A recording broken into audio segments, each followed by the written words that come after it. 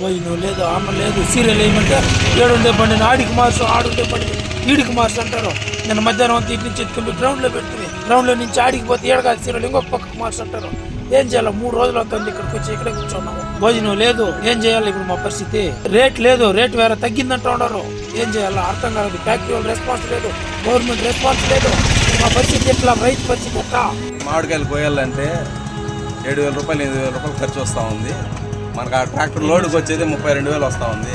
7,000 8,000 పోతే అది వచ్చేది 25,000 ఏది వెళ్తారు రోడ్డు. దానికి దున్నింది ఎంత, మందులు కొట్టేది ఎంత, దానికి పెట్టుబడి ఎంత, ఇదంతా చేస్తే గవర్నమెంట్ ఏం చేస్తా ఉందో తెలియట్లేదు. అడ్జస్ట్మెంట్లోనే సీరియల్ ముందు వేసుకుంటా ఉన్నారు. మేము ఇక్కడ 4 రోజులుగా వెయిటింగ్ చేస్తున్నాం. ఎంత ఏడో సెక్యూరిటీ వాళ్ళ ఫోన్లు వస్తాయి, వాళ్ళు జరుగుతుంటాయి, ఆఫీసర్లు అందరూ జరుగుతుంటాయి.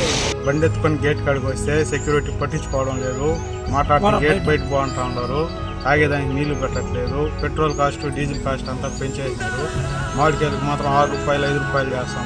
7,000 8,000 వచ్చిన ఒక లోడ్ పోసి కూలోళ్ళకి బాడీకి పెట్టేదానికి ఏం చేయాలి మేము?